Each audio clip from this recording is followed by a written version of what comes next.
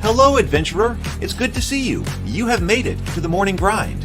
Welcome, welcome. It's the live stream at the beginning of the Geekverse, where we talk about all types of topics in geekdom, gaming, and fantasy, with an emphasis on being constructive and creating the things that we want to exist in the world. It's all on the grind, Sizemore. Can't be too fine, can't be too coarse. That's exactly right. There are a lot of adventures to be had today.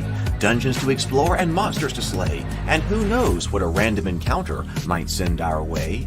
That's why we have to prepare, so settle in now for the morning grind with your favorite beverage in hand. Tea?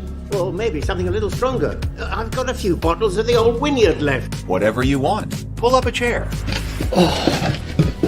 Dude. If you're feeling fancy, how about a cappuccino? Or a frappuccino? Or how about an espresso? Just tea, thank you. Sounds good to me, Gandalf. Whatever you want. I'm just glad you're here. Everyone is welcome.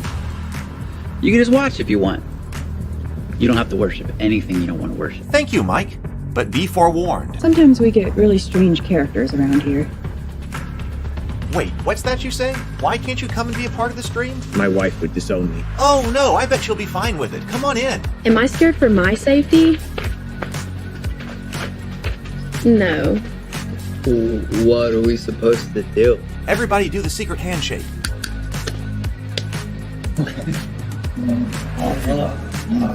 Secret cultist handshake. Oh, now do wizards who love each other. This, my friend, is a science. I still don't have gifts, but it's fine. It's all on the grind, son. Can't be too fine, can't be too coarse. Dude, this would be a sick place to bring the band. Indeed it would be, Dave. It really would. I'm seeing more people coming in. Welcome. Glad to have you here. Oh, look, here's someone new. Is this the cultist meetup? Yes it is. Come to hang out? Please accept me. I have nothing else. Okay, we accept you. Everyone's welcome here. Brought some snacks. Well, that makes things even better. You want some coffee? I don't drink coffee. You sure? It's cultist coffee. What makes it cultist coffee? I'm a cultist and I'm drinking it. Oh. Then I'll have some. What exactly is going on here? I'm seeing more people coming in. Welcome. It's so great to have you. Oh, and look, here comes another stranger. Can we help you? Yes, fellow cultists. I could really use some food. Oh yeah? Welcome. We have donuts. Oh, it's me. I'm glad I'm here. I'm sure you have a few questions for me, though. What's your name? Who do you work for? What god do you worship? Great questions, Rob. I'm Steve King, and I worship Nyarlathotep. No, not really. I'm just Heath, and I won't be worshiping anything this morning. But I will be your host. Welcome to the office. We're going to have a great time. I've got my coffee ready, because now it's time for the morning grind. If you could become a fish, that would be amazing. Then I could command you with my mental fish powers. Good morning, everyone. Good morning. Welcome to the office. Welcome to the morning grind. It is so good to have you here. Micah says, greetings and salutations all morning. Make sure to like and subscribe if you haven't already. Thank you, Micah. Thank you for the reminder. So, yes, good to see you, Micah. And Stray is here. Good morning, Stray. Andrew and Brent and Zero Theory, Sable Phoenix. Yes, so Vagabond, the cast reached its basic funding goal yesterday. Yeah, I figured we might as well go ahead and look at this one today because the Vagabond tabletop RPG is on Kickstarter right now. We'll take a look at the Kickstarter page. It only has 3 days to go, so I was like, oh, well, we had better go ahead and see what's going on with it because I have not really been following. So, might as well go ahead and take a look. So that is what's going on. Good morning, James and Stargate Mind. Welcome. All right. Let's see. Where do we begin here? Well, let's go ahead and bring up the other screen here. Okay, so actually, we did have Sable Phoenix put some news for the morning grind in the Ravenkeep Discord, which I will put a link to.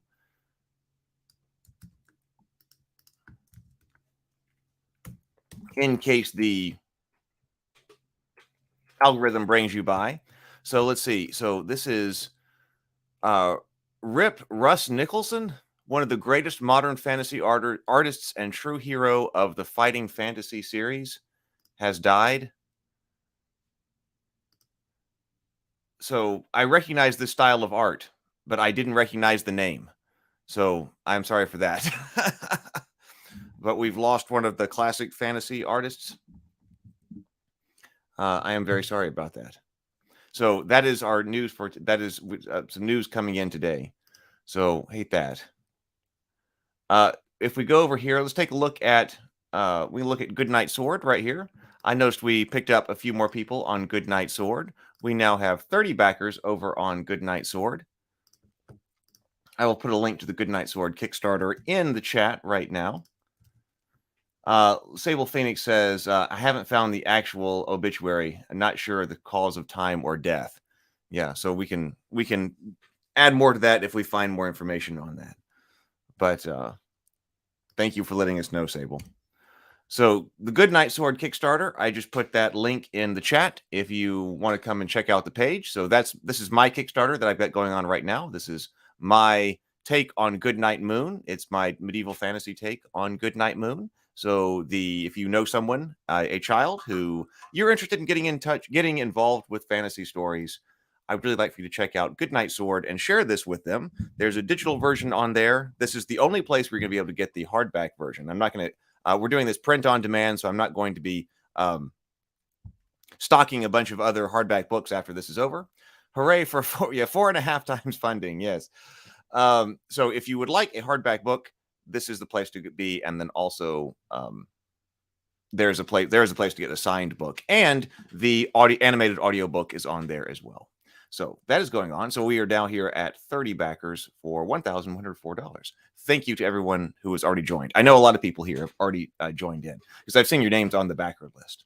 And there are probably other people I don't recognize because I have the user handle for YouTube over here, but that may or may not be the same as the Kickstarter handle. So thank you to everybody who has come on over. All right. So then next, going across here.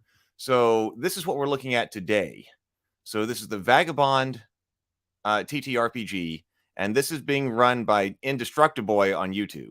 And I have to admit, I'm not overly familiar with what this is, or actually, I'm not familiar at all with the Vagabond RPG. So I'm going to be looking at it for the first time this morning.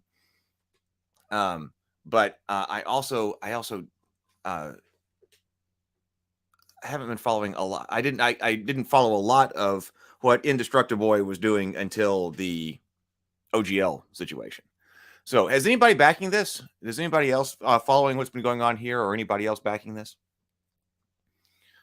So we can see what's going on here. Let me put the link to this Kickstarter. Vagabond RPG. That way everybody's got it. If you want to check it out, Vagabond RPG right here. So it says Vagabond is a lean and mean tabletop role-playing game laser focused on practical play and a modern tabletop RPG feel. Drawing inspiration from medieval romance, Dungeon Sith, and the litany of dungeon crawlers that come before it, Vagabond is a hybrid tabletop role-playing game that blends old-school utility with modern tabletop RPG character expression and sensibilities. It also takes inspiration from both Eastern and Western influences, with the potential for a goblin gunslinger to be delving a mummy tomb alongside a harpy dancer in search for fabled Excalibur. Things will get weird. So this is what I downloaded. I downloaded the in-development system preview. That's what we're going to take a look at here in just a moment.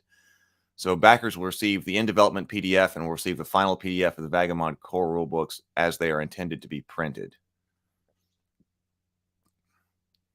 I think...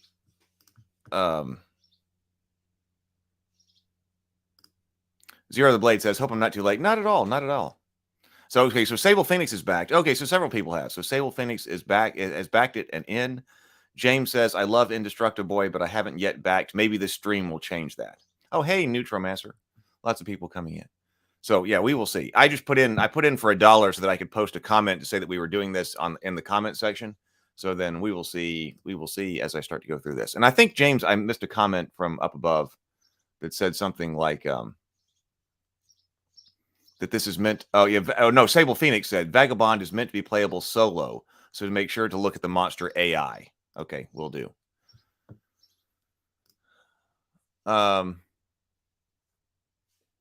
One of my core philosophies behind the creation of Vagabond is that in a tabletop RPG, the game master has the hardest job at the table. As such, I sought to ease the mental burden of running elements of the game, so the Arbiter, Vagabond's game master, can focus on the creative elements of running the game rather than managing the things the system can automate. Well, that sounds very interesting to me, because I've said something similar to like that before. That was like, if the skeletons are attacking, and this may be the monster AIs. This may be exactly along that lines. If the skeletons are attacking, the skeletons might be able to be played in a more automated way. I mean, that's the way it's done in Gloomhaven, right?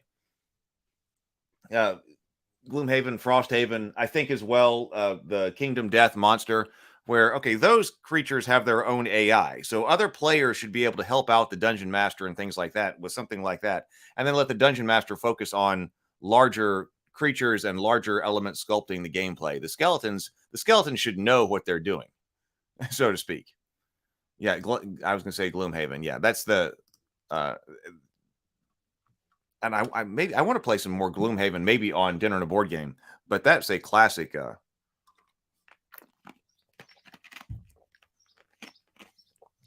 done very well. That's done very well. The heroes must prove their worth and bear the burden of proof for any actions they wish to take. The Arbiter will not be making D20 rolls for any enemies. They are assumed to hit with attacks and evade heroes' offenses. Stat blocks in Vanguard are designed to give enemies an AI that easily communicates their movement zones, uses their main and quick actions, and when they may surrender or flee morale. These stat blocks are designed to be used as either a player who gains the ability to control the creature or the Arbiter. That's going to be very interesting to look at. Combat occurs in group initiative, with each player coordinating who goes first between themselves and acting on a shared group turn. The combination of these elements means that the Arbiter could present a combat scenario, sit back, and watch as the players deal with the situation themselves, or get involved by controlling the enemies if they wish. Further, while Vagabond's adventuring mechanics are still being fleshed out, the same philosophy is being brought to designing them as well. There are already subsystems that can be created, just not thoroughly play-tested yet. D20 roll high system. The various D20 tests include accuracy tests, defense tests, skill tests. Each of these D20 tests have mechanisms for scoring a critical. A luck system. Armor makes you harder to hurt, not harder to hit. So armor is damage reduction. I generally like that. 16 different classes. 21 lineages. A story-based leveling system. Dexterity-based evasion and speed. Awareness-based ranged attacks. An expansive but intuitive damage system, comprehensive magic system, lower health totals overall for snappier combat with less calculations, meaningful resting, allowing heroes that pamper themselves to gain additional benefits from resting, a load system to ease the burden of inventory tracking while making sure equipment is considered. Okay, then we get into the pledge level stuff. So that's what we're going to be looking at here in just a moment. Hey, Vision, don't forget to drop a like, guys. So Neutromancer says, yes, the AI is good. Almost feels like GM-less. That would be great. I'm excited about that. Kingdom Death monster is a little different because you only ever have one or two monsters on the table. So they have a very detailed AI card deck that's also their hit point pool.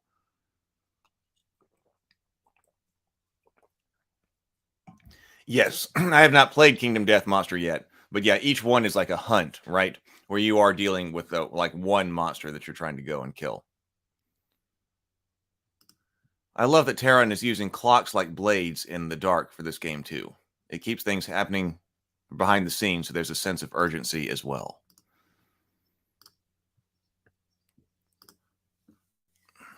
Also, before we get into the preview, I was looking at a couple of things about AI regulation yesterday that had come up with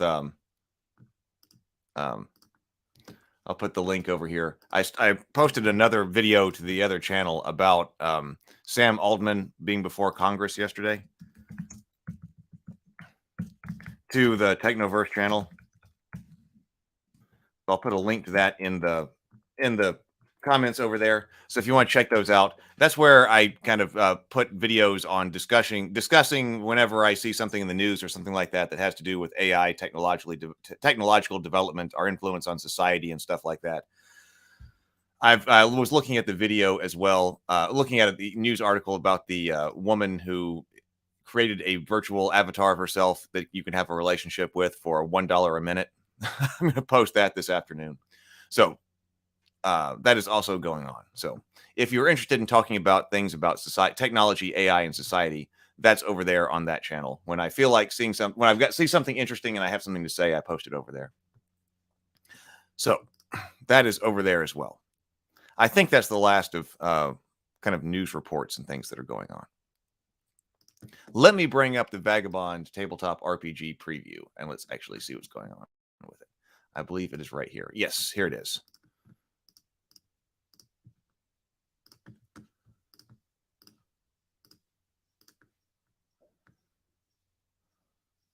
James says, I prefer lower hit point totals in general as well.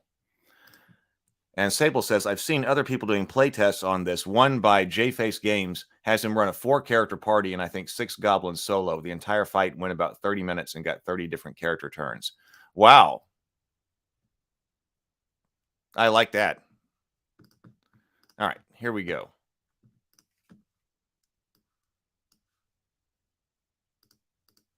I like that a lot. Listen, everybody got your favorite beverage before we actually start watching? Before we start actually going through this book? Got your favorite beverage this morning? I have ice water.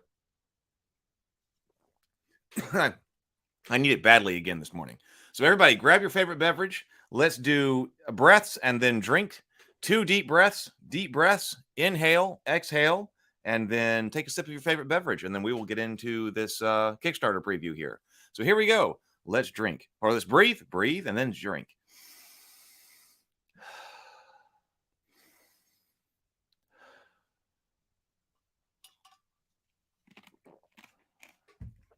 Ah, all right. Very nice.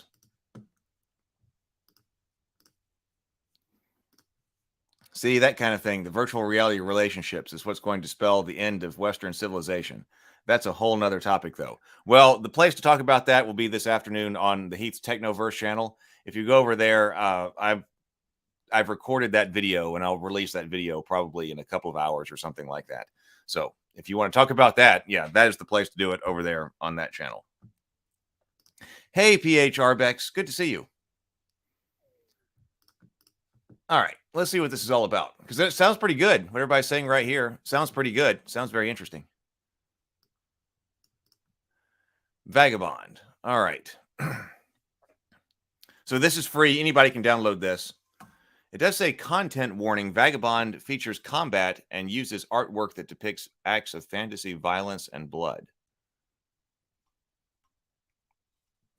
Okay, this says this is a preview version, just so we understand what we're looking at. This is a preview version of the work being done on my new tabletop RPG system, Vagabond. This system is not ready for playtest. In fact, it doesn't even work yet. This version is being released for advertisement for the Kickstarter campaign, as well as for educational and entertainment purposes. Doing so also protects the integrity of the system with a digital watermark of a public upload date. Hopefully, you will all get an idea of how the system is intended to function from this material. And if you are interested in seeing it develop it further, you'll come and hang out during my live streams to see it continue on. This system will eventually be released under an open third-party license with the intention of additional supplements being created as a monthly digital downloads and supplemental physical releases. More on that idea later. Thank you for all of your support. We've got work to do. Terran Pounds, Indestructible. All right. Vagabond Publishing Standards.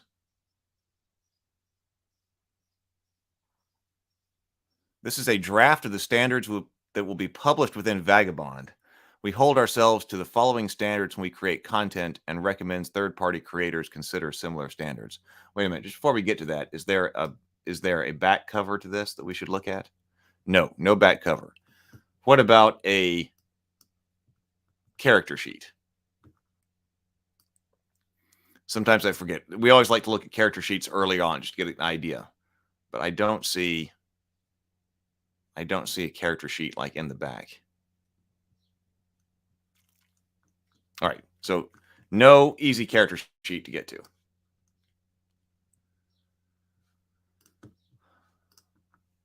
Content warnings. These will be used at the beginning of any material that includes something that may upset participants. We always suggest discussing your table's boundaries at session 0. This section contains mentions of racism and sexual content. So what is this? So this is like, this is a draft of the standards that will be published within Vagabond. We hold ourselves to the following standards when creating content and recommend that third-party creators consider similar standards. Inclusivity, gender and sexuality, nudity. So materials will never describe sexually oriented nudity or include artwork featuring sexually charged nudity. Boundaries are role-playing for role-playing a character's sexuality of something that could be established is something that should be established with your character at your table. Let me start that over. Sexuality. Boundaries for role-playing a character's sexuality is something that should be established with your table at session 0. An attractive character isn't problematic, but gamifying mechanics that can sway sexuality opens up territory that makes many players uncomfortable. We never feature mechanics for sexuality. So wait, so what is artwork may feature characters? Some artwork may feature characters some may feel have sexually suggestive characteristics, such as scantily clad succubi and rippling abbed shirtless barbarian men. Okay. Our goal is for the narrative motives of these characters to make sense for these depictions, to have a wide array of depictions of a diverse pool of individuals, and for these not to be the only depictions of an identity. Further, no sexually charged artwork will ever depict a minor or minor coded character. Minor, is that like minor, like minor suggested character? No sexually charged artwork will ever depict a minor or minor coded character. No mechanic. This is the first time I've seen something open like this. I think this is the first something like this that I've ever read in an opening RPG. I haven't ever seen this before. I think in all of the different, how many hundreds of RPGs have we looked at since On the Morning Grind? I've never seen anything like this start. I've never seen any of them start with something like this. But it says no mechanic will be developed that gamifies gender or sexuality. How you will want these parts of your character's identities to enter or not enter play is for you and your table to discuss at table 0. Yeah, okay, that's what I thought. Yeah. Okay, that's what I thought. Yeah, so like a minor, a 500-year-old dragon that just happens to look like a child. Yeah. I just saw that, what that is, like very recently.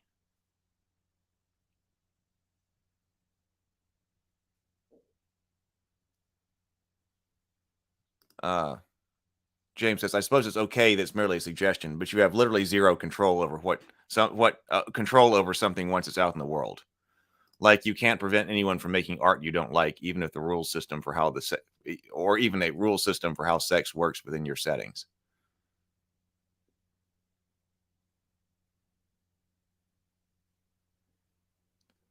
Twitter can end a launch in one day if one person complains. Boom, end of project. Twitter can end the launch of like of a Kickstarter. Twitter can. So traditionally in fantasy stories and games, a race defined a set of traits that were shared among all members of the race. This comes with a lot of baggage. Not only is the term terrible at conveying what the mechanics is intending to be, this link could and has been used to create content that either mirrored or straight up replicated hateful or disparaging real-world stereotypes. We settled on the term lineage to fulfill this mechanic and has designed lineages to the standards listed here in a guide to create lineages of your own to the standards of the Arbiter's Guide chapter. This standards aims to make designing a lineage that mirrors ideals of racial essentialism off standard at the very least. These standards aim to make designing a lineage that mirrors ideals of racial essentialism off standard at the very least. We hold no illusions that we could ever stop people from creating hateful content using our system, which is why we do not accept responsibility for any third-party content created with our license. We think of it like this. Some hate groups adopted Norse runes. I always say that backwards when I'm speaking online. Norse runes as a symbol of their group. So do people claim Nordic people supported this hate group? Of course not. The American Medical Association's Journal of Ethics defined racial essentialism as the belief that racial groups form discrete genetic categories, that individuals of the same racial category are biogenetically similar, and that different races are fundamentally different. For example, a lineage of wooden Leshy people having weakness fire is a biological trait that doesn't have mirrors to real-world stereotypes. However, a lineage that is described as savage or that can't increase their logic score above a certain number would. When we create lineages, we keep the following principles in mind. A lineage and any heritages, a lineage and any heritage of that lineage describe the inherent biological traits shared among its people. They do not dictate a member's ethical or morals or personality. Those are decided by the player. Lineages do not gain traits that would be cultural, such as weapon aptitude for military training. These are handled by a backstory, past, future, or a talent. They do not include alterations to attribute scores. Those have been budgeted into the point buy system. Well, I was about to say that's kind of sounds like if you had some type of adjustment to attribute scores, that could have been biological, that could have been cultural, I guess. But it does seem like everybody's moving, or not everybody, but it seems like a lot of games are moving away from having any type of adjustment, particularly a negative adjustment to an attribute score.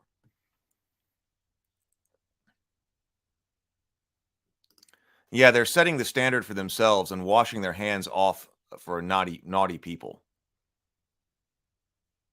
He's suggesting it, but stating that he and his people working on first-party publishing won't do that. He's just stating up front, this project may include sexy art because that's always been part of fantasy, but they won't sexualize it. He's also suggesting, but not demanding, anyone else who creates for Vagabond adhere to the same principles.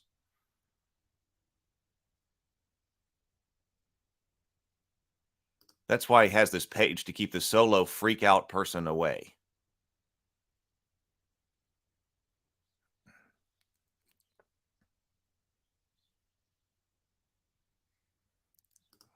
As much as it can be, at least, a disclaimer doesn't really stop someone from ignoring it after reading it. So Sable Phoenix says, well, yes, 100%. And also, he's very personally concerned about these issues, too. He himself is missing an eye and some of his facial structure from an accident earlier in life. Supposedly, 5e moves away from negative, but they eventually break their own rules with kobolds and orcs. Didn't they remove... I thought they removed negative modifiers for orcs. I remember the internet talking about that.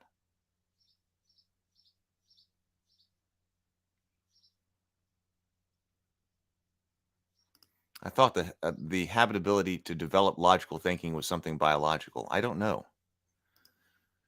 That's fine with me. It seems like it could be.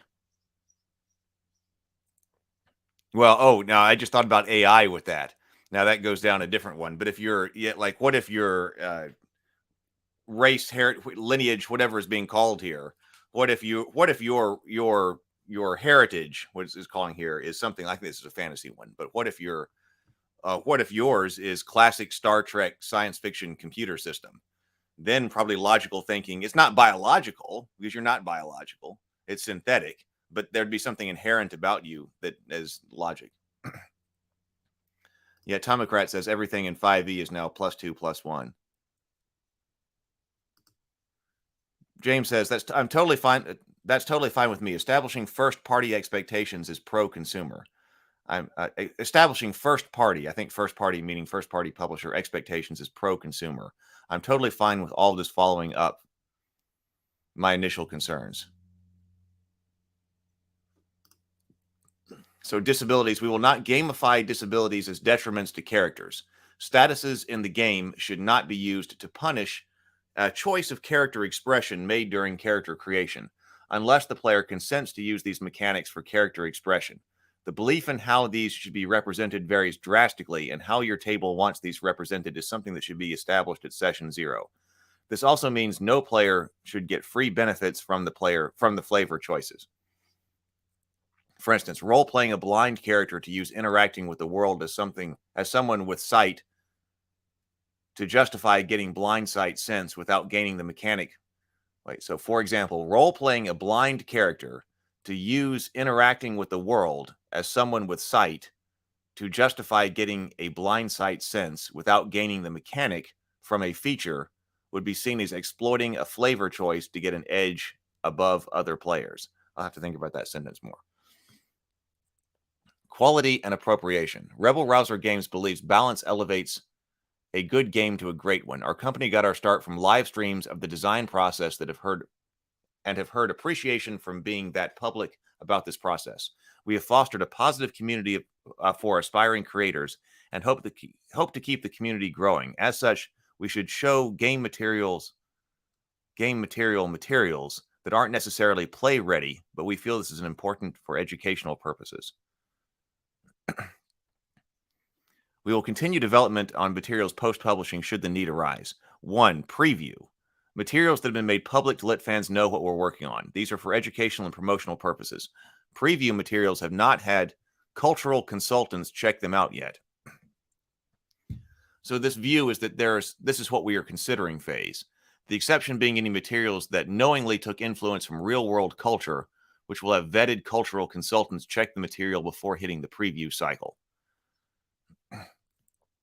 Step 2 is playtest. Rebel Rouser Games does not pressure ourselves to contract employees to hit deadlines. We move something to playtest once we feel the material plays well with the system itself, but are trying to find unintended interactions with the new materials this may cause, as well as hear concerns from critique of the community. Polish. Once we are satisfied with the playtest phase, we prepare this material for the publish phase. This is where layout and logistics happen, as well as we find the right avenue for means of distribution. Materials that take influence from real-world culture will have a final pass on the material with a cultural consultant here before hitting the publish phase. Publish materials have passed our playtest phase and have been deemed ready for print. We feel confident at this point that we have taken the steps to represent the material in good faith. Errata. We will have as little of this as possible, but acknowledge that sometimes errors can slip through the cracks. If an errata is required, we'll implement it as swiftly as possible with as little impact to our fans as possible. Okay. So there was going to be a system reference document for this, and it's going to be open license later.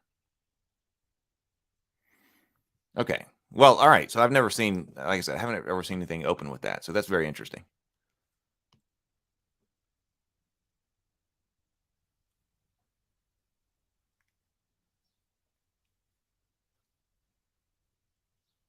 Oh, so in other words, if you make your character blind, but play them no differently than one with sight, and then try to justify that with blind sight mechanic, you're exploiting the system.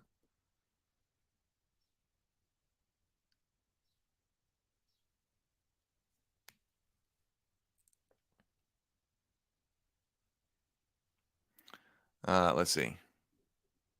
Lots of people got thoughts here. Okay, well let's keep going then. All right, so credits right here. Oh, another content warning. This preview PDF features artwork and mechanics that depicts combat scenarios involving violence, blood, disease, and monstrous creatures. All right, so what have we got in here? Let's get to the meat of this. So contents, we got the intro, what this is about. So if we want to take a look at that. Heroes, creating heroes. We might skip past creating heroes like we typically do when we're reviewing one to get into how things actually work. So combat, so running combat, rounds, enemies, position, health, and damage, actions. Lineages. We'll definitely take a look at that because that could be the AI stuff we're talking about. So combat right here, different character classes, backstory, talents, adventuring, conditions, and statuses. I do like conditions, I always say. We've got items, magic, Arbiter's Guide, and stat block. All right, let's start with intro and then go down to combat. Okay, these are subject to change.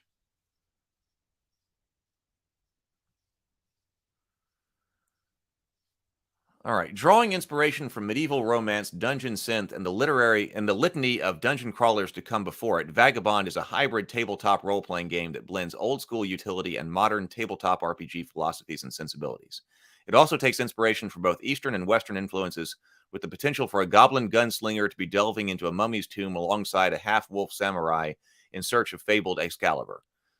Things will get weird. Player count: Vagabond can be played by a single player or a group of 2 to 6 players and 1 arbiter, a role later defined. Reading this book. If you already know how a tabletop RPG works, which is all of us here, and just want to know how Vagabond works, you should first look at the chapter on combat. Oh, okay, we called it. Okay, so we'll do this, and then we'll do the chapter on combat. From there, read through the adventuring chapter.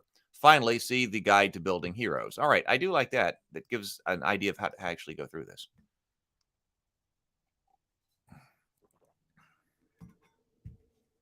I noticed dancer class. That is definitely not a common one. Oh, you're using Arbiter 2, Micah? So headers like this one are used to indicate what information the body text pertains to. Vagabond also uses a mechanic header to distinguish that mechanical text likely to go on a hero record, or that will occur often in play is to follow. Mechanic headers are followed by a subheader that describes prerequisites to gain the features described or that categorizes the mechanic. Keywords. Out-of-game subjects like Arbiter, Hero Record, or Vagabond. Bold blue sans serif are in-game targets and groups during mechanical test, as well as highlighting favored, hindered, or exploding rolls. Now, I do like this. There was one game that we looked at that I thought could desperately needed something like this. Because that's like in Fate, if you're trying to identify something that is an aspect, it puts it in a specific type of font to let you know that it's actually referring to, that word is actually referring to something specific in the game. So, okay, if we see accuracy test, defense test, skill test, that's AT, DT, and ST. Just in case you're wondering. So accuracy test, defense test, skill test. We're using standard set of polyhedral dice here. A coin for determining initiative. And battle mats. We've got Arbiter, that's the game master. Players, line of sight, anything that can be visually perceived by a being, and is within a targetable distance. Target, anything chosen to be the subject of some kind of effect by the player or arbiter. Things. A thing is referred to in Vagabond as either a being or an object.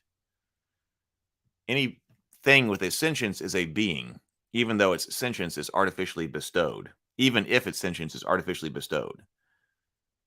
Hero or heroes is a being controlled by a player. Enemy or enemies is a being which is hostile toward the heroes. Being types, artificials, beasts, cryptids, fae, hellspawn, Jotun, Leshy, outers, undead.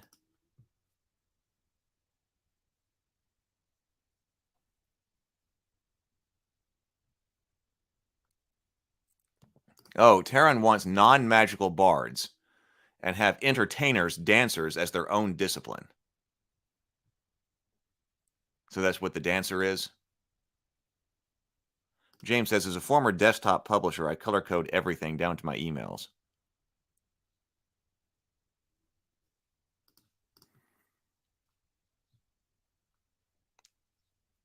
Okay, objects include items, structures, mount vehicles, unsecured guidelines. The following guidelines are used when interpreting the rules to get the healthiest sense of how the rules of the game are intended to function as written. No stacking modifiers. If an effect instance applies a modifier, that modifier can only be applied once for that instance of the effect. However, you add bonuses to protection if those bonuses are not coming from a feature with the same name. Hierarchy of specificity. There are general rules for how the game is played and specific rules that allow these general rules to be bent or broken when applied. Always remember, when a specific rule contradicts a general rule, the specific rule is to be obeyed. Player choice. Mechanics granted to or caused by a hero state either directly or indirectly that a choice must be made, such as trained with a weapon. Mechanics granted to or caused by a hero state either directly or indirectly that a choice must be made. I have to admit, some of these sentences are difficult to read. Those choices are always made by the player controlling the hero. Maybe that's stating mechanics granted to or caused by a hero stating either directly or indirectly that a choice must be made. Maybe that's what it is. When the hero has to make a choice, okay, the player makes that choice. Okay, it makes sense. I think it was supposed to be stating. Players wins ties. Simple as that. In the event of a tie, player wins. Round down, using indicated otherwise. Unless indicated otherwise, assume any division is rounded down. Heroes bear the burden of proof. The enemies are assumed to hit, dodge offenses, and resist magic. So I think this is interesting. So we saw that line above, so we're interested in how that goes. It's the heroes that must prove their worth. As such, these beings controlled by the Arbiter do not make, that's attack,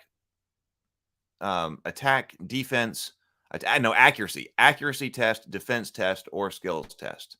So they never do that. Ray versus raw. Says rules as intended versus rules as written. Language is hard. Mechanical text is even harder. A situation may come up where the rules as they appear in the text aren't clear in deciding how that situation should be ruled. We hope the spirit behind the rules takes precedence over any ideas as to how potentially make something function as it was intended to function. TRDSIC, Tredsic, an acronym coined by Chris Trent Monk Hanokla. TRDSIC is short for the rules don't say I can't. In short, it's when the rules aren't being interpreted for what's written, but rather for what isn't written. It's the bad faith assumption that because a piece of text didn't account for a potential misinterpretation in the way something is clearly intended to function, it is meant or allowed to function that way.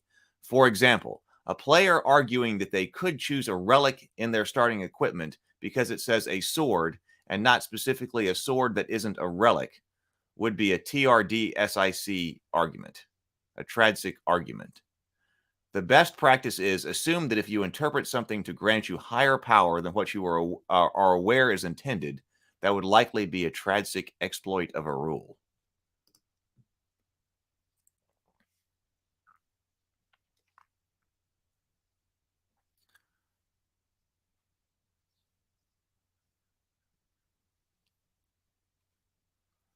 Vagabond's die rolls are all player facing, unless the Arbiter wants to roll for damage when the monsters successfully hit.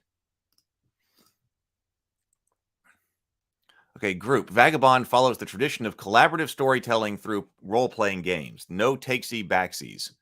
The Arbiter has the task of keeping the story going in a reasonable manner and hopefully not disrupt cohesion. As such, after the Arbiter describes the result of actions, it's considered bad form for a player to argue the outcome with the Arbiter, no matter how desirable. This is flexibility for every group, but is offered here as a guideline for play. Clear communication of risk. Much of play will take place in the theater of the mind, as some theaters look vastly different from what others have envisioned. In these situations, it's the Arbiter's job to try and clearly convey the elements of the scene as they have been envisioned in their minds. The Arbiter should make it clear to the players that the consequences may result consequences may occur as a result. The Arbiters should make it clear to the players that consequences may occur as a result of a potentially risky plan of action. For example, choosing to make a risky jump out of the hero's jump distance may result in them falling from a great height. A player may not be aware of the distance of the gap or height of the fall the Arbiter has in mind, so the Arbiter should make this risk apparent. This doesn't mean the Arbiter needs to describe every single detail of the environment in its finest detail, or a clearly dangerous enemy will attack if provoked. The brief overview of the environment of the scene is absolutely reasonable, And the player's engagement with the fine details can serve them prompting the arbiter for the can serve them as prompting the arbiter for the fine details.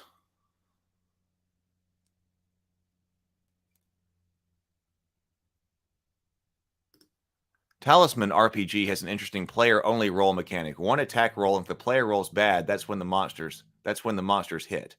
Not sure if this will follow suit. DC 20 is also doing something different with rolls. Attack to roll against AC, but don't roll damage. Any amount over AC is equal to damage dealt. We talked about something like that with Fated Edge. Well, and I've also talked about things like that on some of the dice videos, and also just RPG design videos that are here on this channel.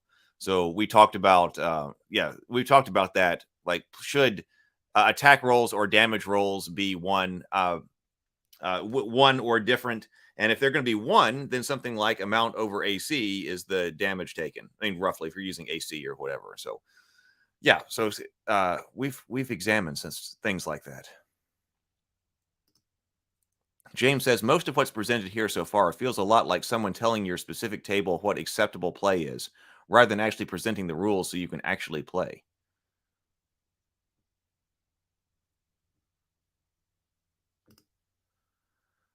Okay, so solo play. Vagabond also facilitates solo play.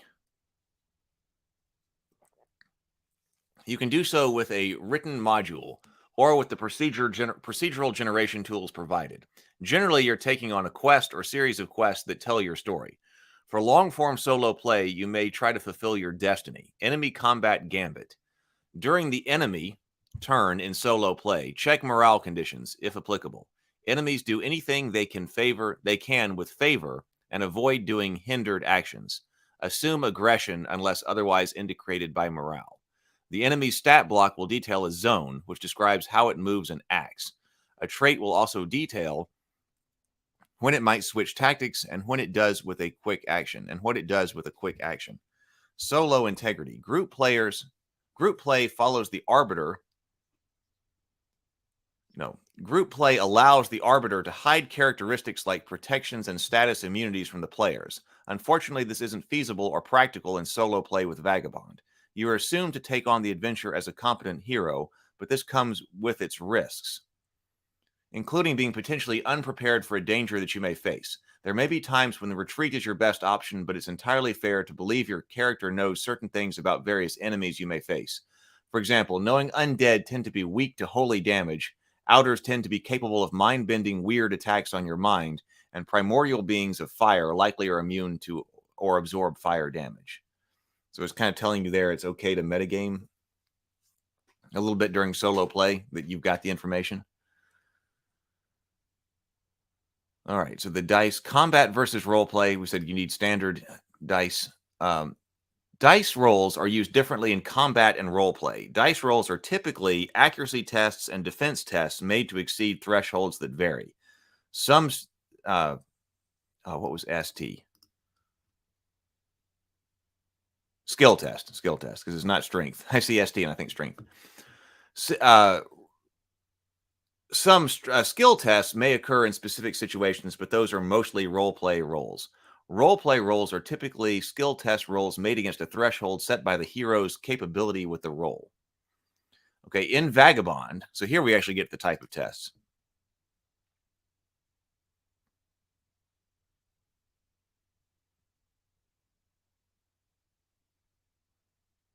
Well, yeah, I think here we are at the D20. What have we got here? Well, so favored and hindered, so that's discussed. So I guess we are getting to that now. Okay, progress clocks. Okay, so I guess that's here we are, starting with the D20, and then we'll go to combat and see what's going on.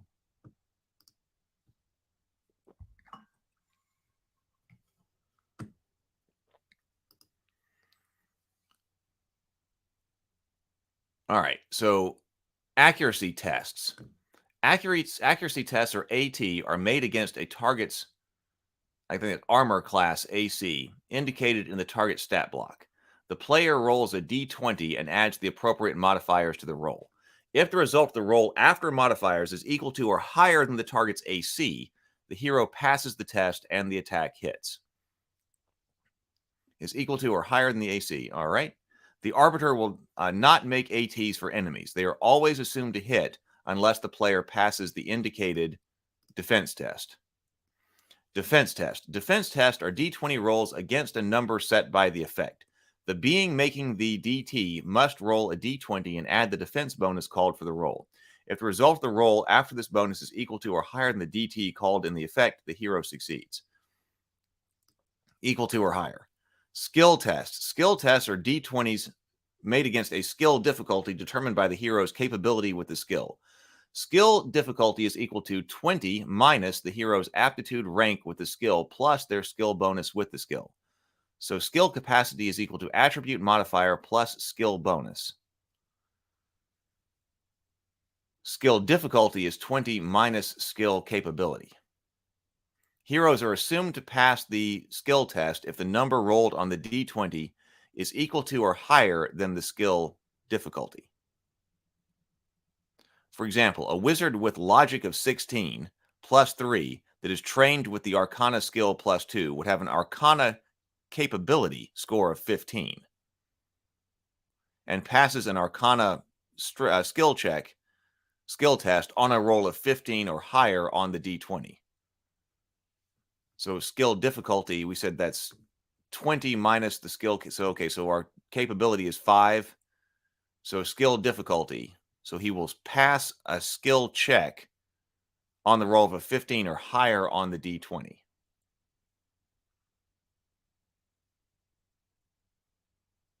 But attribute, but this says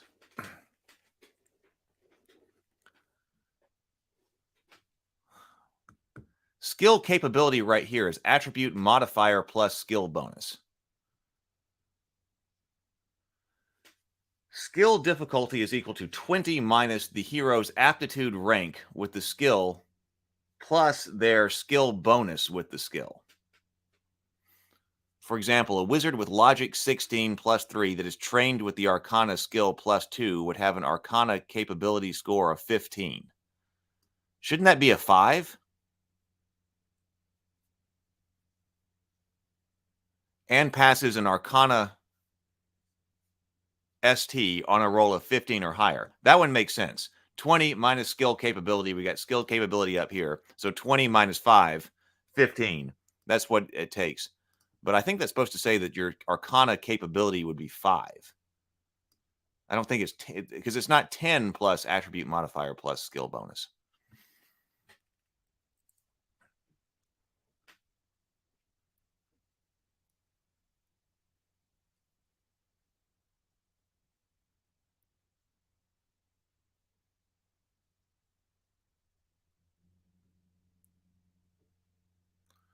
Lots of discussion going on in the comments. This is great. I'm not going to be able to bring them all up.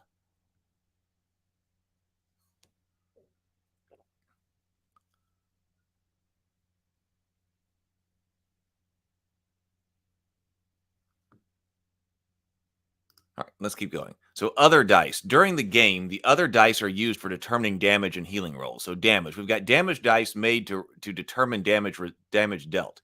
Attribute modifiers are not added to damage rolls. Healing. Dice rolls made to determine restored health. D100. Okay. Dice mechanics, bonus and penalty. If a bonus is applied, add the indicated number to any applicable dice rolls or other variable described in the effect, even if the bonus is a negative number. If a penalty is applied, subtract the indicated number from the applicable die roll or other variable described in the effect, even if the penalty is a positive number. So if a bonus is applied, add the bonus, even if the bonus is a negative number. So your bonus could be negative, which reduces the number. If a penalty is applied, you have to remember that you're subtracting the penalty.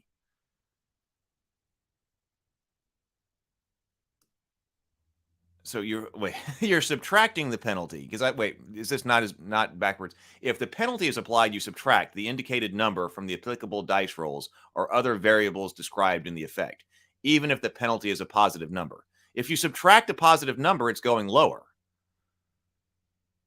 If you subtract a negative number, you have to add it. it makes sense to say that you're going to add the bonus, and sometimes the bonus is negative, so most of the time the bonus is going to be a positive number and you add it, which would make the number go higher. But sometimes the bonus is a negative number, and if you add the negative number, your number would go lower. But if you're applying a penalty, you're subtracting the penalty, which would seem to imply that the penalty is a positive number, because if you subtract a positive number, you're going lower. But sometimes the penalty will, but it says that sometimes even if the penalty is a positive number, which seems to imply the penalty will be a negative number most of the time. And if you subtract, you're specifically supposed to, maybe I'm overthinking this. You subtract penalties. So if the penalty is a negative number, that would make it go higher. I don't think that's probably not what's intended here. Right. So you add a negative to go lower, or are they saying add the absolute value?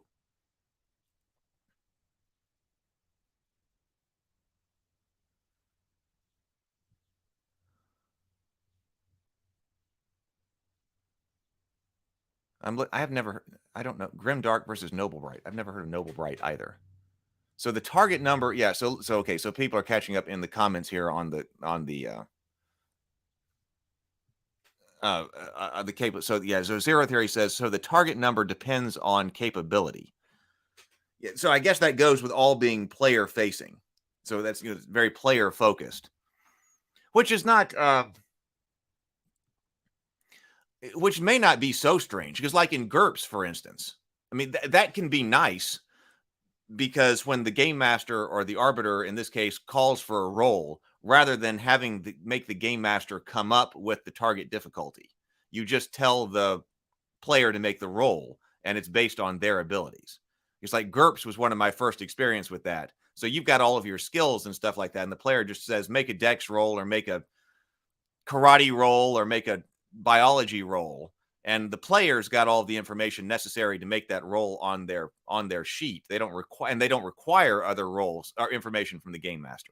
Now the game master can then influence the difficulty there. I'm not really sure which one's easier or which one's more intuitive. I kind of think now that it does make the game master have to give you some more information. You can't just say make a dex check. You got to say make a dex 15, make a DC 15 dex check, for instance, if the game master always has to supply the difficulty. And I think that since this is supposed to relieve a lot of stuff from the game master, having the character's capability, having the character's roles on the sheet seems to make sense. And now you may be able to make some kind of adjustment if it's going to be harder or not. Because if it's not that hard, I found I decided to go the other way and go ahead and have target difficulties for what I was working on. I just didn't think that seemed all that difficult for the game master. But it is another thing that they have to do. Like, is it too difficult to know, is this easy, medium, or hard?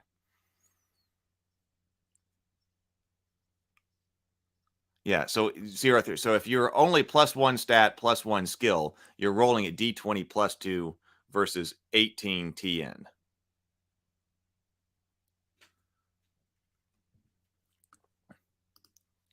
Wait, let me go back up here. D20 rolls made against a skill difficulty they're made against a skill difficulty. So I don't think you're not adding your capability. You're just rolling you're just trying to get over your difficulty. Your skill difficulty, I think. I don't think you're rolling a D20 +2 versus 18. I think you're just trying to roll at 18. So in other words, the bonuses you add to your D20 roll for the skill test is the same number you subtract from the 20 to set your TN. Oh, you guys think that you are adding it?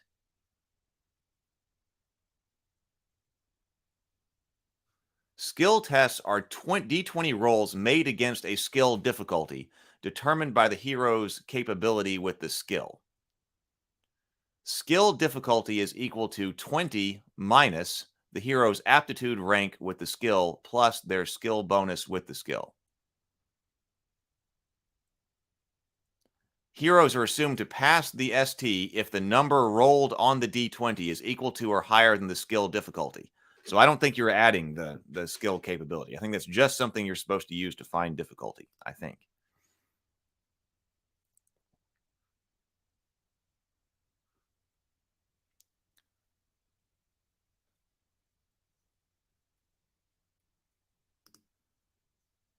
You see, now that's when we were getting, that started to be my question. We were looking at bonus and penalties. You add a negative means it goes lower. Or are they saying add the absolute value?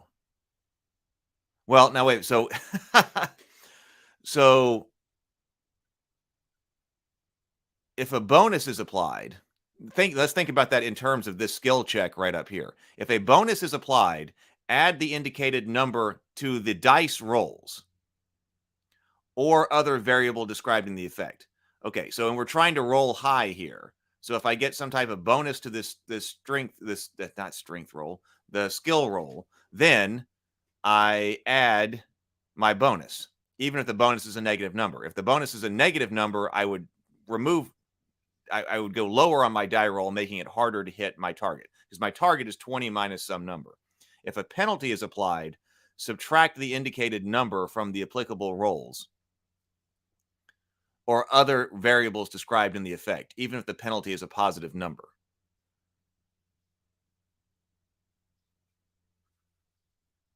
If it's yeah, there's something strange here. Examples are required in that section. Yeah, because it seems like a penalty, you should just also add your penalty. I think it would be better. I think it would get across if this said add. You're supposed to add your penalty, because your penalty is often going to be a negative number. And if you add a negative number to your dice roll is going down, which would make it harder to hit your skill test. Sometimes, in certain situations, your penalty may be a positive number. And if you added a positive number, then it would go up. So then your penalty would function like a bonus. I think that's what it's saying. So I think this might be supposed to be adding.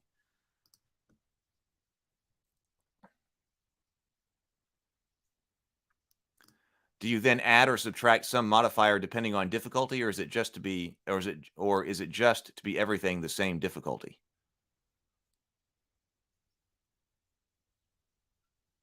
Neutromancer says, sometimes I miss the simplicity of having a fixed DC for everything, such as roll lower systems or dice where certain values always hit or miss. And then you just like dice pool systems when you, okay, if it's easier, you roll more dice.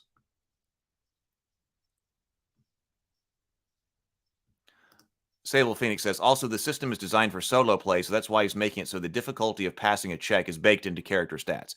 That's another reason, yes.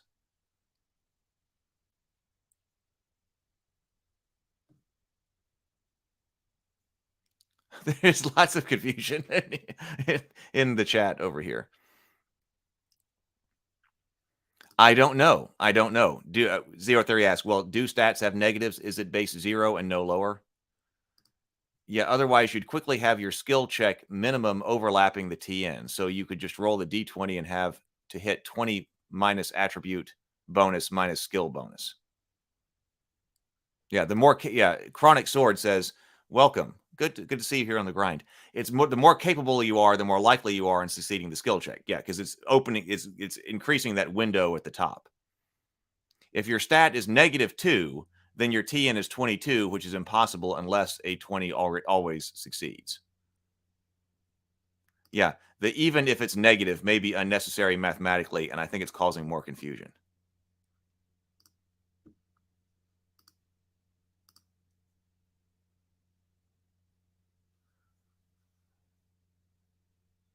Okay, the Sable Phoenix says the character sheet exists even though it's not in the doc. You don't start off with any stat lower than 8, which is -1.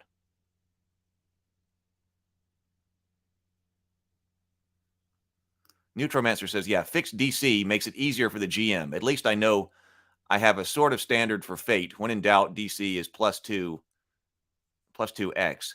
But I never found a clear answer in 5e whether an easy roll is 10, 12, or 15.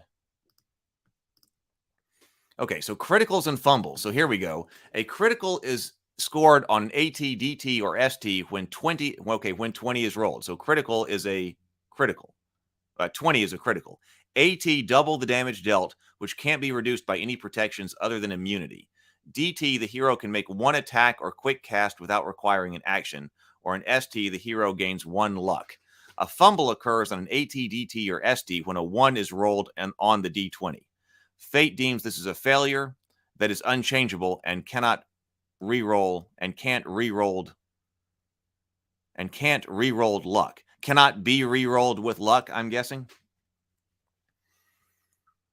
So it doesn't exactly say that the 20 is an automatic success. It says it's a critical, so you doubled the damage dealt, which kind of to me implies success there.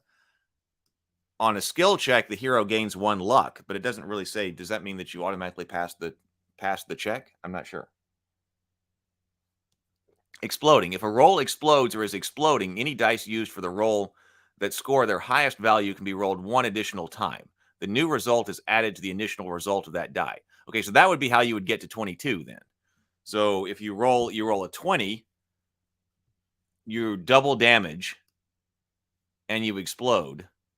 Like, assuming that attack rolls is exploding. Then you roll again, and you'll be able to get to 22, I guess.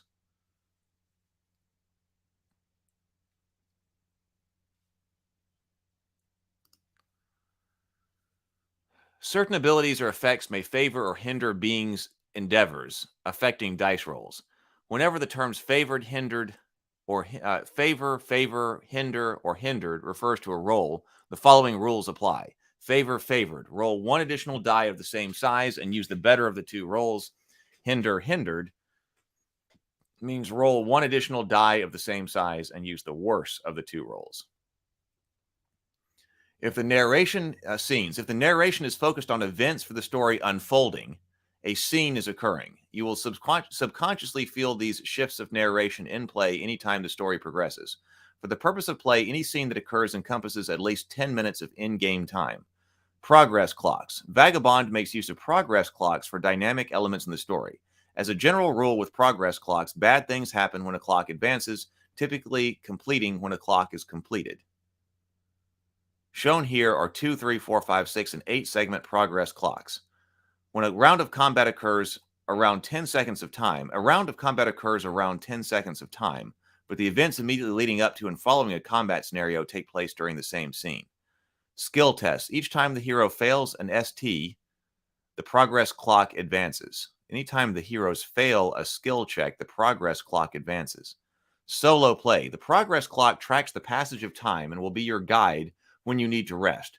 Tracking the progress clock and managing your resources is key to the intended solo play experience. Interacting with elements of a dungeon, advancing into unexplored areas, resting, combat, and general travel are all examples of things that may advance the progress clock. In solo play, the clocks represent the moving aspects of the story. When a character enters a particular room at a certain progress point, events may change. Big bad evil guys may have a new minion, opened a certain portal, etc. Before entering a dungeon, it will indicate what progress clocks must be tracked. Some rooms will indicate certain events taking place while adventuring. I think that's great. Like I said, I've said before many times, I think that time is an underused mechanic in role-playing games. So that's good. So it said to skip then, once you've been through the beginning there, it said skip character creation, which we generally do, and now we go to combat.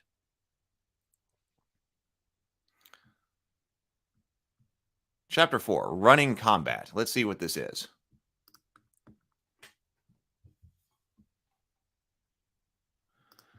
Sable Phoenix says, progress clocks are such a genius innovation. Blades in the Dark has really influenced everything made since then. I'm seeing more rule sets integrating clocks as a core mechanic.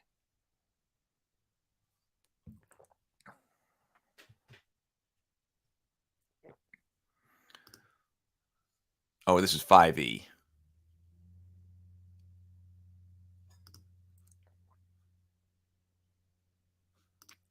So scenarios that call for combat in Vagabond are handled first by determining which beings are in the combat, which beings in the combat are in which group, which involved group. Okay. Scenarios that call for combat in Vagabond are handled first by determining which beings in the combat are in which involved group. Rather than individual turns made for each being or object, everything within the same group acts on a shared turn. Rounds. One round of combat takes up 10 seconds of time. If an encounter calls for it, such as the leader calling for reinforcements, use the 6-segment progress clock to track events that occur. The rhythm of war. When combat takes place, follow these steps. Determine surprise. If a group successfully surprises an opposing force, if they hit a member of the opposing force with an attack before order is determined. The group that successfully surprises an opposing force takes its turn first in initiative, and surprised beings can't take quick actions until during that turn of combat. Determining order. Initiative is determined by flipping a coin. In skirmishes with 3 or more groups, you can determine initiative by rolling dice instead. Heads, heroes go first. Tails, enemies go first. 3. Fight. Combat ends when all opposing forces that are not the hero have been defeated, typically through one of the following means. Death. Opposing forces are dead. Surrender. If a group surrenders, the opposing forces must accept their surrender to end the combat. Flee. See the rules for retreating later in this chapter. In group play, the Arbiter runs the group that are not the heroes.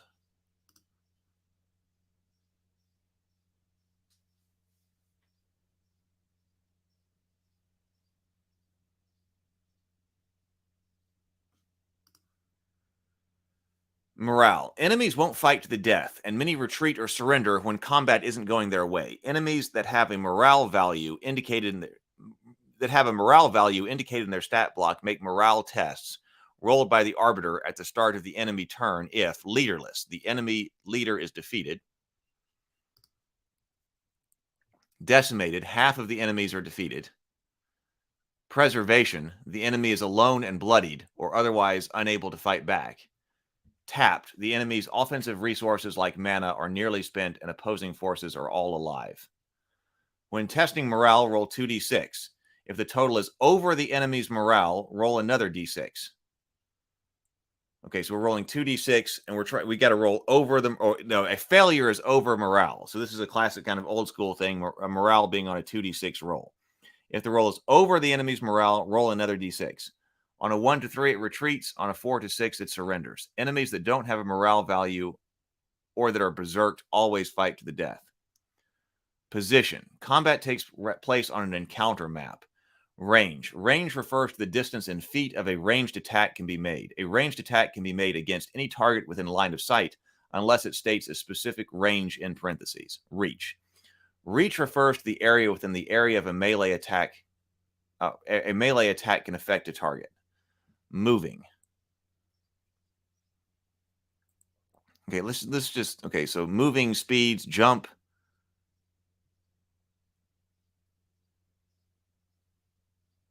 Clinging. A being without climb or fly speed that clings to a ledge after a jump is effectively prone and must stand up from prone in order to pull itself up on the ledge.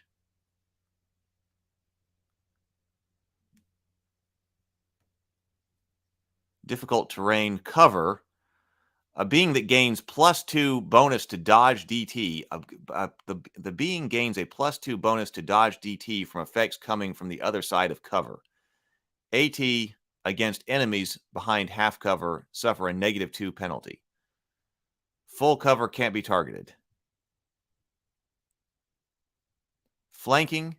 A being is flanked in combat if 2 beings from an opposing force that are allies are on opposite sides of it. AT against it has +2 bonus and suffers a -2 penalty to all DT it makes. See that right there? If you're making it an attack roll, all attack rolls have a +2 bonus. So if you add a bonus to your roll, that would make your die roll go up by 2. But it suffers a -2 penalty to all DT it makes. So yeah, that's not. You would add the -2 penalty, right? Not subtract the -2 penalty. Because if you subtract the -2 penalty, it would be the same as having a +2 bonus. So yeah, I think that section needed work. That makes sense for the cliff ledge hanging. Yeah, making that effectively prone. It's kind of like a special case that's there.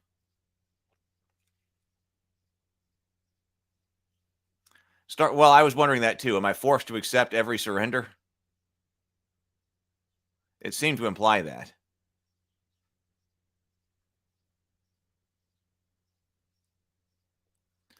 Morkborg. has a magical item that gives +6 damage against surrendering enemies. Oh my god.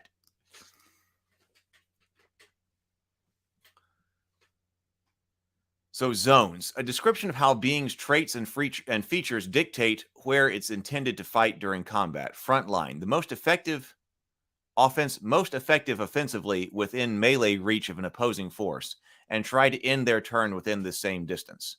Midline, most effective offensively within melee reach of an opposing force, but try to end their turn out of reach of the opposition's melee offenses, typically by withdrawing as a quick action if available to avoid opportunity attacks. Backline, these beings are most effective offensively with ranged distances of opposing forces. If a force engaged in combat chooses to flee, all members of that force must be out all members of the opposing out of all members of the opposing force's line of sight to end the combat. All members of the force must be out of all members of the opposing force's line of sight in order to end combat. Health and damage. Health is a measure of the being's well-being, indicated whether or not the being is alive or dead, or if the object is whole or destroyed. Dying. If a being's health is reduced to 0, it dies. If the being is a hero or a leader of an enemy group, it instead becomes staggered. Okay, so if you're a hero or the leader of an enemy group, you are then staggered after getting down to 0. I guess we'll figure out what that means in a moment. Damage. Any harmful effect deals damage, the amount of type of which is specified in the effect's description. Damage types. The following damage types are used in Vagabond, and examples of what may cause these types are given. So we got lots of different damage types.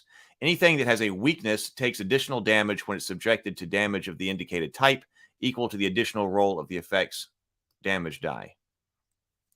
Anything that has a weakness takes additional damage when it's subjected to damage of the indicated type, equal to an additional roll of the effect's damage die. So effectively, I guess it's kind of like double dice damage. Protections. Anything that has protections reduces damage it takes of the indicated type shown in parentheses. For example, if a being with protection flame 3 is subjected to 8 flame damage, it instead takes 5 flame damage. Damage reduced by the protections can't be reduced below 0. Immune reduces the damage indicated to 0. If beings with protection flame is subject to 8 points of damage, it takes 0. Resist reduces the indicated damage by half and before the effect of other protections. For example, if a being with protection fire R is subjected to 8 points of fire damage, it instead takes 4 points of fire damage. Magical and physical attacks. So now we get to actions.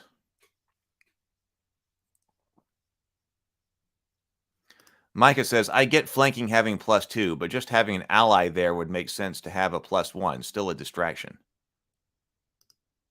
Yeah, that was different from what kind of zones I was expecting. You know, we typically talk about zones in RPGs.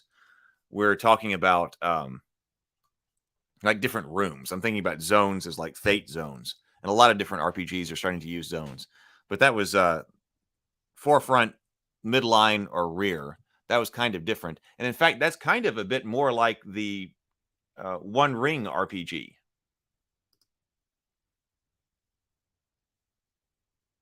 Because but that was like, this is combat line kind of within a zone. Because I agree. I like zones. Okay. An attack. We got, these are our main actions. Attack. Let's just see what attack is. Melee. And melee AT is made using strength. You can also make a melee AT to attempt to grapple or shove a being with a maximum load score equal to or lower than yours. Grapple. If you pass the AT and choose to grapple the target, you are grappling the grappled target.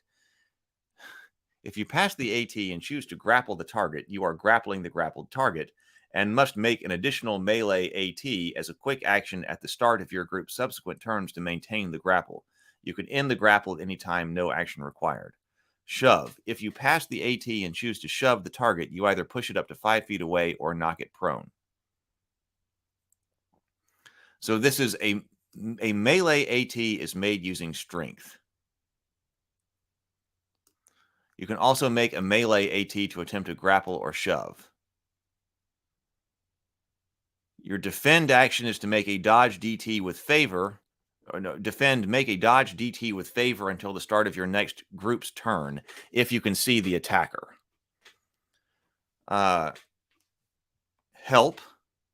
You grant favor to the next AT or DT of an ally of your choice. Hide.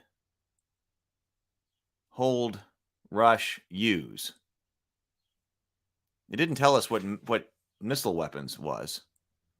Oh, no, ranged right here. Excuse me, it is right here. So melee is up here. I missed this. So attack under ranged. A ranged AT is made using awareness. Okay, so there we go. Attack, melee, strength, ranged, awareness.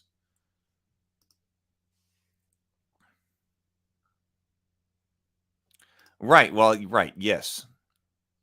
Terra tiles would have been great for that. Maybe there's some way to print on demand Terra tiles. Because that's exactly how I was going to use them.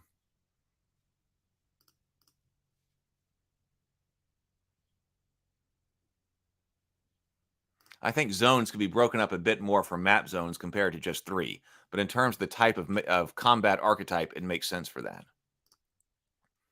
Being quick actions, counter, focus, quick cast, reload, speak, 5 words, withdraw.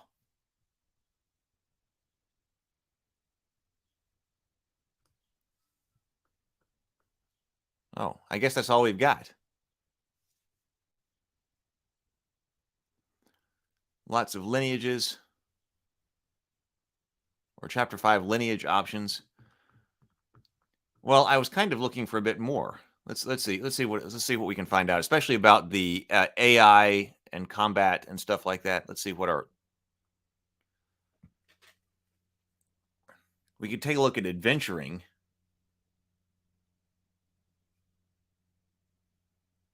Let's see, combat.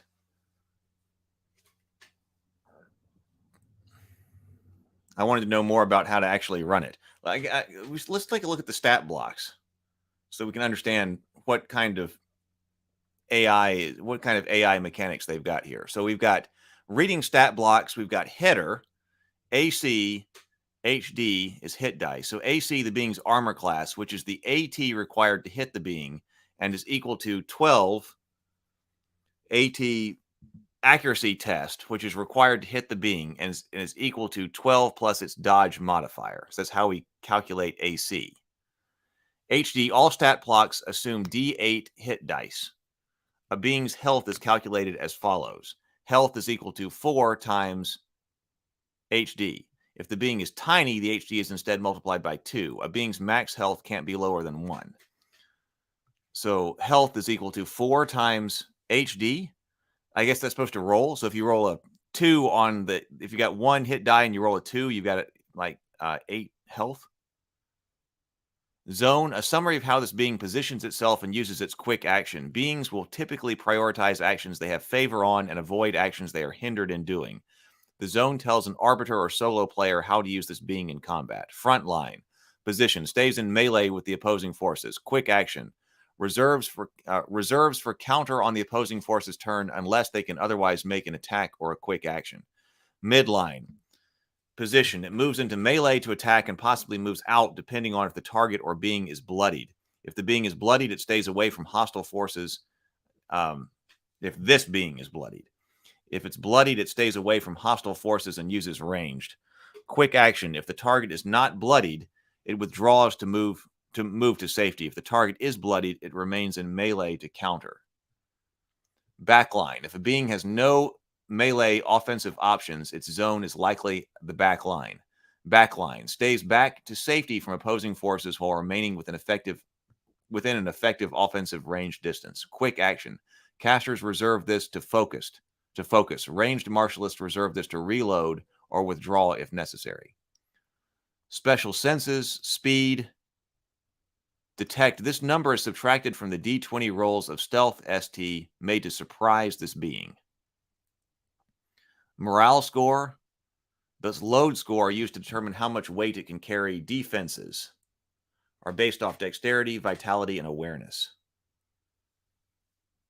Defenses are based off dexterity, vitality, and awareness in the same way that heroes calculate these DT. However, for every 5 HD, the being gains a +1 to each of these defenses. So converting stat blocks, 5e. Should you want to use a 5th edition creature in Vagabond, you can convert them with the following method. I guess that's still coming. But okay, so let's see. Oh, no. Here's 5e Rust Monster versus Vagabond Rust Monster. Okay, let's check that out. Medium Cryptid.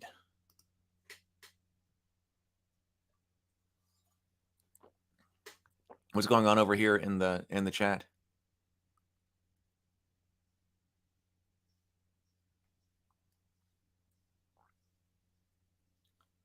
Lineage is such an odd word. People don't usually refer to themselves as a lineage. I think I was using Ancestry, or going to use Ancestry for Theophany. But it makes sense to use species in Rabivania because they are different species. I forget what I think Mark was using lineage. So I think it's gaining more traction here in RPGs.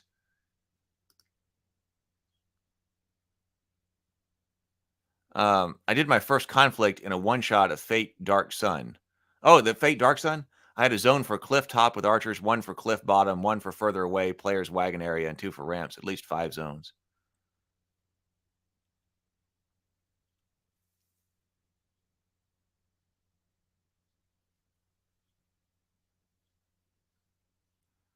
Like, if a golem is able to create other golems, or a robot creates other robots, that doesn't make it a race or a species.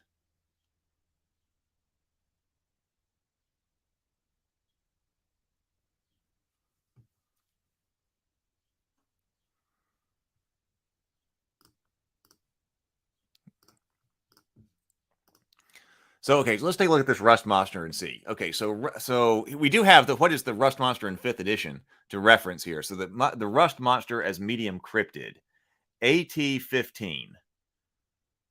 Okay, so that is AT is accuracy tests. Excuse me, it's 14.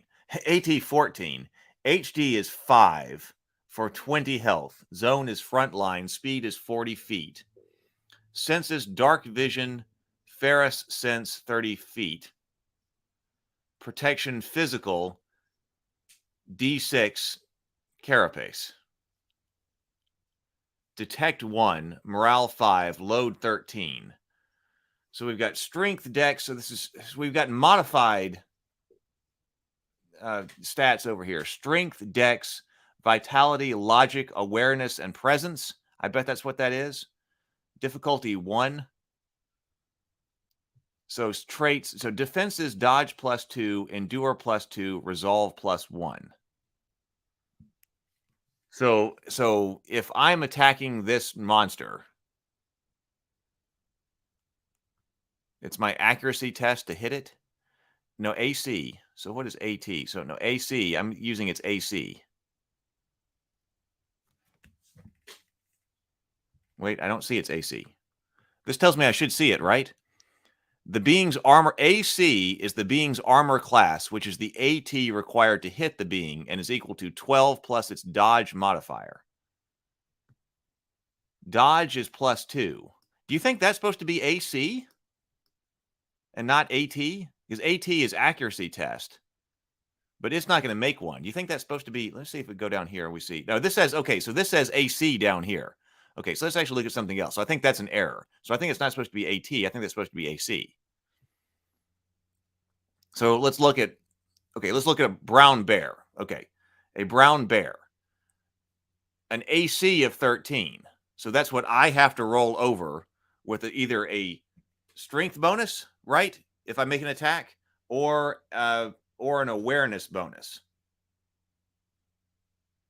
We didn't really see damage yet, so I really don't know how easy it is to take out this black bear. I mean, I guess kind of difficult. The tiny owl has 2 health. The black bear has 32. It's a frontline fighter, keen smell, detect 1. So detect, this number is subtracted from the D20 rolls of stealth to make a surprise on the being. Morale, okay, 3. We're supposed to roll over that. in order to fail the test. Load 12. Does it make sense for the brown bear to surrender? Because if we fail the test, we're supposed to roll another d6, and 1 to 3 it surrenders, or 50% chance of surrendering or running away. Probably doesn't make sense for the brown bear to surrender.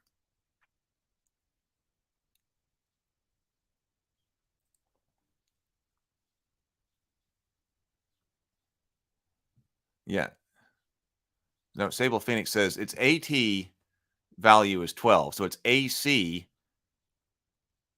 is 12 plus 2, so 14. Yeah, so it does seem like a typo. Yeah. There's armor class spelled out at the top of Rust Monster.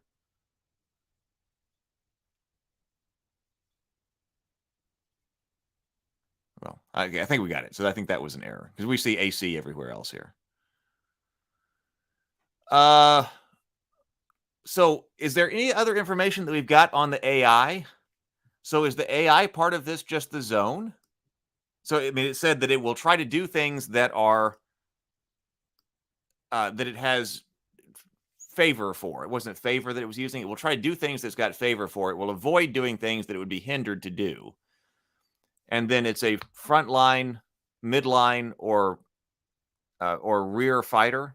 I mean, I think that's neat, but is there more to it?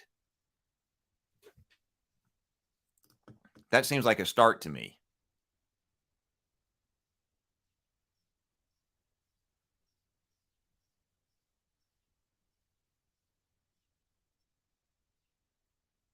So he says he's built out a lot of he's got a built-in audience already. He's got a lot of design experience with a bunch of stuff on the DM's Guild and other venues. All right. I wanted to know more about the AI. I was wondering who it was going to be like have an AI system down like Gloomhaven did. Because I think that's the kind of thing I want to add. Like, I think that having some type of information on the character's front line, back, like that seems reasonable to me as a starting place. But I was looking for some more. Is there anything else that you think we should hit before we go?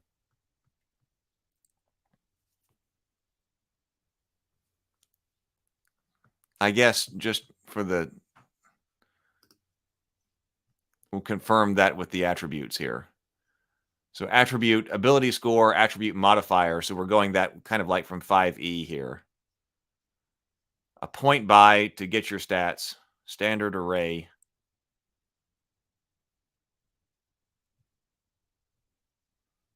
Equipment. Chapter 3 stats. He says, aptitude represents your ability and training with armor, weapons, defense, tests, skills, and tools. Aptitude is measured across 6 ranks, which are classified with a rank name described throughout this chapter. Trained, proficient, adept, expert, savant, master. In Vagabond, armor does not make you harder to hit, it makes you harder to hurt. Wearing armor is not enough to effectively benefit. Wearing armor is not enough to effectively benefit from it. Proper training is required. The more aptitude ranks, the more complex armor types one can benefit from. Your aptitude rank determines your bonus to AT and damage when you make a roll with a weapon. Trained, proficient, +1 to AT, +1 to damage. I suppose these are cumulative.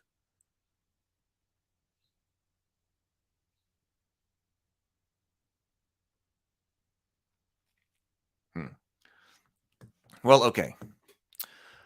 I'm glad we looked at that, especially since the Kickstarter is closing out. So we only have, let me bring that up. So like 3 days left on the Kickstarter.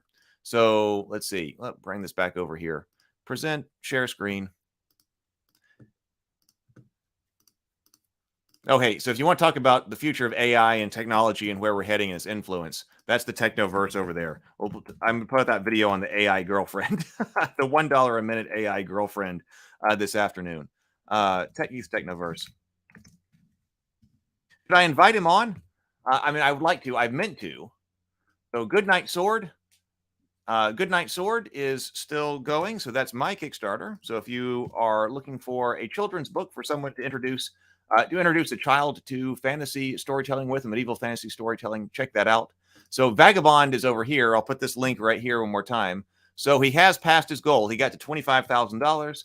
So 25,539 backers for the continued development of Vagabond. So that is going on right now. I just put that link if you want to check out the page or download this information yourself. There's a link to that. That was the open and free preview. It wasn't sent that or anything like that. So you can go over there and check that out. I think I will. I meant to send him a message earlier. So I think I will go ahead and send him a message and just see if he wants to come on Table Talk. Maybe. Why not? Why not? So I'll do that right now, and I'll just see. So we might have a Table Talk tonight. Probably make the most sense to do it while the Kickstarter is going on, so we can talk to him about it. So I will reach out right now and just see if if we do have that, then I will let everybody know on the Raven Keep Discord server. So, well, I beach balled here. Here we go. So if you're here and you want to know in the event we were going to have a Table Talk tonight and talk to Indestructible Boy, I will let everybody know through the Raven Keep server. Please click that and join us. Everybody have a emotional support AI companion, not AI girlfriend. Well, we can be. I have a feeling we're going to have a lot of different types. All right. So I'll let you know through Discord if we're having a stream tonight. All right, everybody. Be creative, be productive, have fun, and grind on. See you later.